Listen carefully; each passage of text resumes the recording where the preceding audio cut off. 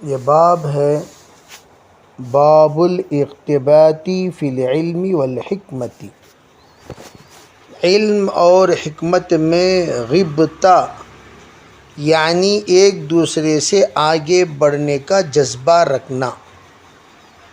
غبطہ کہتے ہیں اصل میں کہ آدمی کا اس بات کے تمنا کرنا کہ میں اس کی طرح ہو جاؤں، یعنی جس کے سلسلے میں یہ رشک کرتا ہے، جس کے سلسلے میں اس کے دل اور دماغ میں اس بات کی تمنا پیدا ہو کہ میں اس کی طرح ہو جاؤں، تو وہ علم اور حکمت کے سلسلے میں جب دیکھا کہ فلاں علم میں اور حکمت میں بہتر سے بہترین ہے، مجھے بھی اس کی طرح بننا چاہیے، اسے غبطہ کہا جاتا ہے۔ حضرت عمر رضی اللہ تعالی عنہ کا ایک اثر امام بخاری رحمۃ اللہ علیہ نقل کرتے ہیں کہ تفقہوا قبل ان تسودوا، تم فقہ حاصل کرو قبل اس کے کہ تم سردار بنو، یعنی سردار بننے سے پہلے سمجھدار بنو، جیسے کہ میں نے صبح بتایا۔ تو اب اس باب میں امام بخاری رحمۃ اللہ علیہ نے جو بات بتانا چاہتے ہیں وہ یہی کہ علم میں حکمت میں آدمی کو غبطہ کرنا چاہیے۔ اب سوال پیدا ہوا کیا علم اور حکمت الگ الگ ہے یا ایک ہی چیز ہے؟ اس پر علماء یہ فرماتے ہیں حکمت اس علم کو کہتے ہیں جو تقاضے کے مطابق ہو، تقاضے کے مطابق ہونے کا نام علم۔ جیسے کہ موسم اس وقت عید الاضحیٰ کا چل رہا ہے، عید الاضحیٰ کے مطابق آپ پیغام دے رہے ہیں تو یہ علم ہے حکمت کے ساتھ۔ آپ نکاح کے مجلس میں نکاح کے عنوان پر گفتگو کر رہے ہیں تو یہ علم ہے حکمت والا۔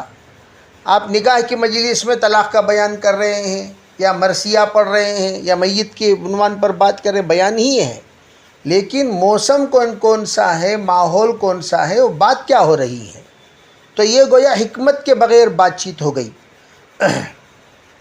علماء کے سامنے آپ دنیا کی باتیں کر رہے ہیں تو یہ جہالت کی بات ہوئی۔ علم والوں کے سامنے علم کی بات کرو، اللہ والوں کے سامنے تزکیے کی بات کرو، بڑوں کے سامنے وہ باتیں کرو جو ان کی شان کے مطابق ہو۔ آپ تاجروں کے سامنے تجارت کی گفتگو کیجئے، تو یہ حکمت والی بات ہو گئی۔ تو اس بات کو امام بخاری رحمۃ اللہ علیہ دونوں کو جوڑ کر یہ بتانا چاہتے ہیں علم کیا ہے، علم حکمت ہے، حکمت کیا ہے، حکمت ہی علم ہے۔ تو پتہ چلا ہے کہ حکمت کے بغیر جو جانکاری ہے وہ جہالت ہے۔ جیسے کہ کوئی آدمی تعزیتی جلسے کو مذاق کا اور استہزاء کا جلسہ بنا دیا، جلسہ ہے تعزیت کا اور مذاق کیا جا رہا ہے، ٹھٹا اڑایا جا رہا ہے، ہنسایا جا رہا ہے، استہزاء کیا جا رہا ہے، تو اسے کیا کہیں گے؟ جاہل کہیں گے اس انسان کو جو تعزیت میں جا کر ایسی حرکت کرے۔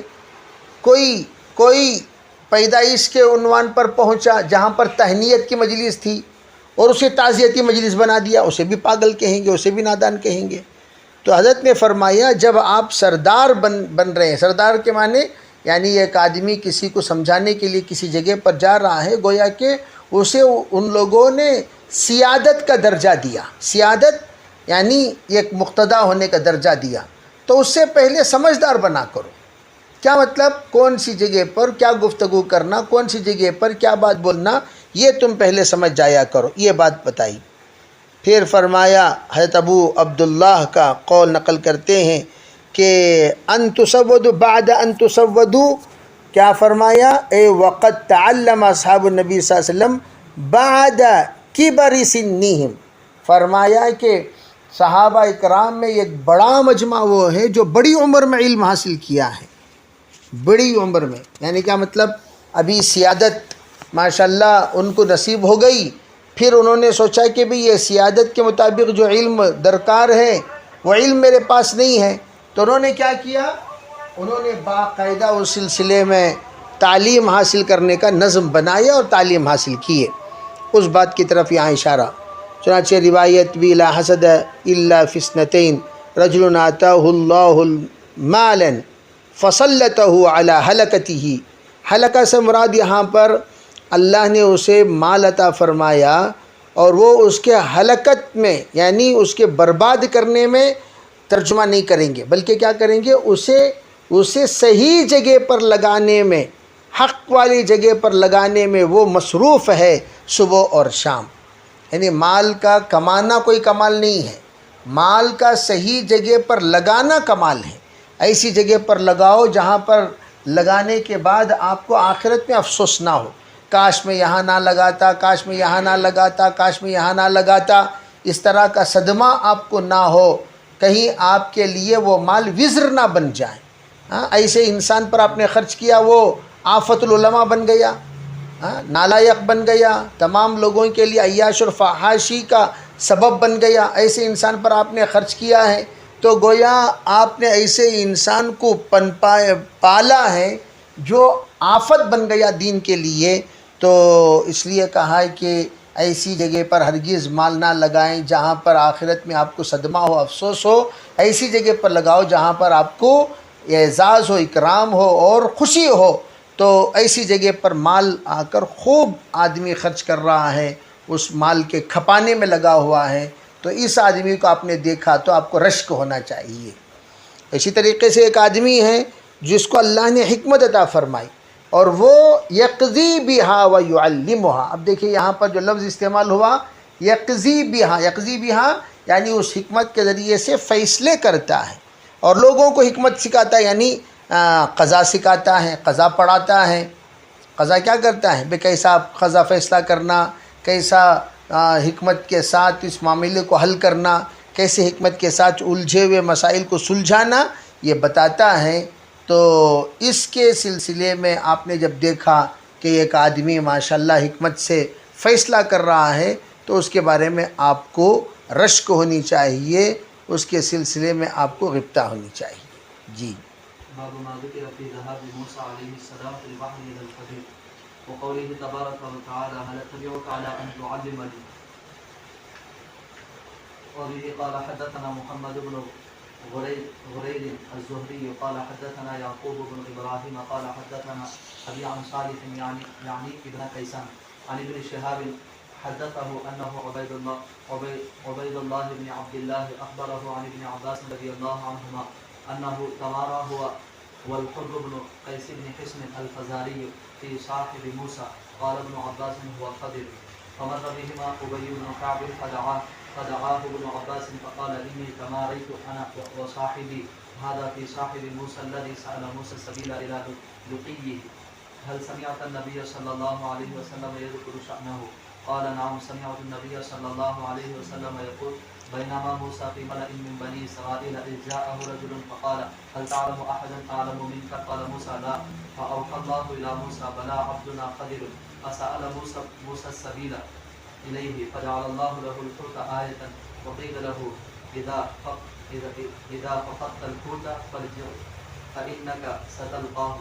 فكان يتبع أثر الحوت في البحر فقال لموسى فتاه أرأيت إذ أبينا إلى الصخرة فإني نسيت الحوت وما أنسانيه إلا الشيطان أن أذكره. قال ذلك ما كنا نبغي فارتدا على آثارهما قصصا فوجدا خضرا فكان من شأنهما ما قص الله تعالى في كتابه.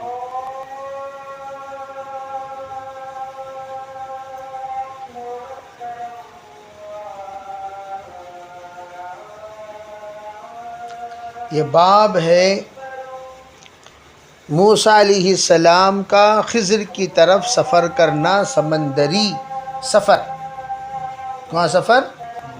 سمندری سفر۔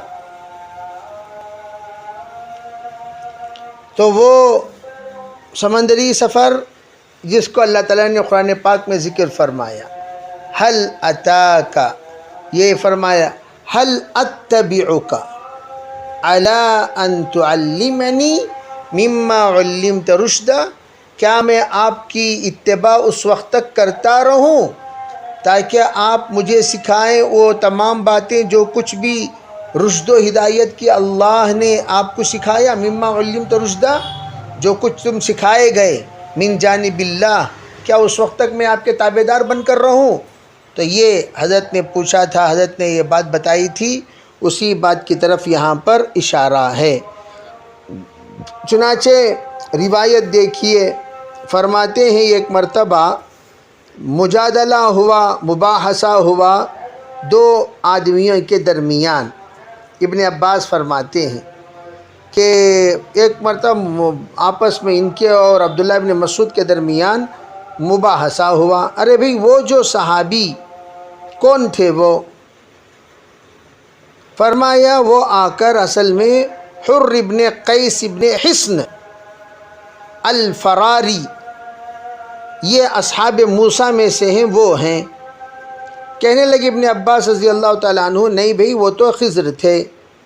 چنانچہ ایک واقعہ نقل فرمایا کہ ان دونوں نے یہ مباحثہ کرتے کرتے حضرت ابی ابن کعب کے اوپر سے گزرے، تو حضرت دعاہ ابن عباس نے تو ابی کو بلایا، بھئی ذرا ادھر آئیے، تشریف لائیے۔ فرمایا میں اس بات میں اختلاف کر رہا ہوں کہ میں اور میرے ساتھی کہ یہ جو موسیٰ علیہ السلام کے قصے میں موجود ہیں یہ کون ہیں؟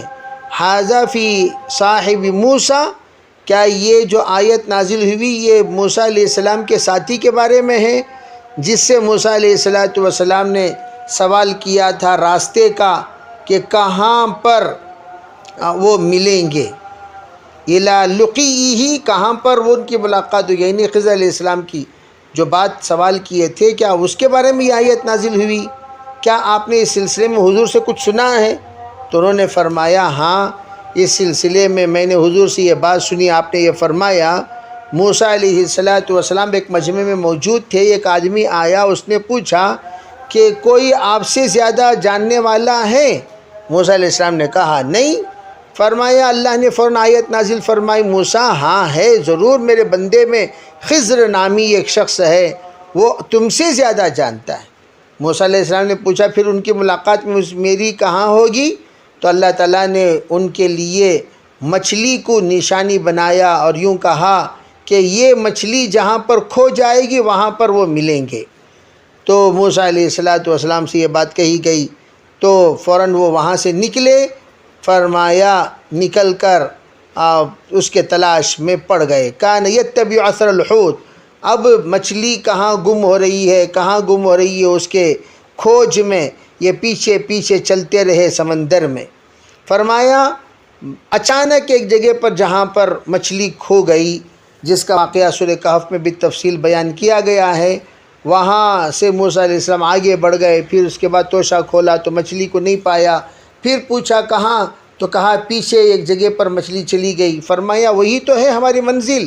چنانچہ واپس آ کر اس جگہ پر موسیٰ علیہ السلام تشریف لے گئے تو ارأیت اذا وینا الی الصخرۃ فانی نسیت الحوت، اسی واقعے کو یہاں بیان کیا۔ کیا خیال ہے آپ کا جب ہم لوگ ایک چٹان کی طرف متوجہ ہوئے تاکہ ہم کھانا کھائیں، وہاں پر مچھلی کا واقعہ بیان کرنا میں آپ کو بھول گیا، تو وہ جو بھولا میں نہیں بھولا بلکہ شیطان نے مجھے بھلا دیا۔ پھر فرمایا ان ذکرہ، پھر وہ واقعہ بیان کیا، قال ذلک ما کنا نبغی، تو فرمایا یہ ہم لوگ جان بوجھ کر ایسا جو سفر ہم نے طے کیا ہے یہ اسی جگہ کی تلاش میں ہے جہاں پر مچھلی گم ہوئی۔ ذالک ما کنا نبغی، وہی جگہ تو ہے جس کا ہم لوگ متلاشی ہیں۔ پھر وہ لوگ وہاں لوٹے اپنے الٹے قدم اور چلتے چلتے وہاں پر پہنچے اور وہاں ایک قصہ پیش آیا۔ وہ کیا؟ وجدا خضرا، انہوں نے خضر علیہ السلام کو وہاں پر پایا۔ وہ وکان فی شأنہما ما قص اللہ تعالی، انہی کے شان میں اللہ تعالیٰ نے قرآن پاک میں تفصیلات بیان فرمائے۔ بہرحال وہ قصہ جو قرآن پاک میں موجود ہے اس قصے کی طرف یہاں امام بخاری رحمۃ اللہ اشارہ فرما رہے ہیں۔ فرمایا ہر ایک کے اوپر ایک جاننے والا ہوتا ہے، اس کے سلسلے میں آگے بھی امام بخاری تفصیلات بیان کریں گے۔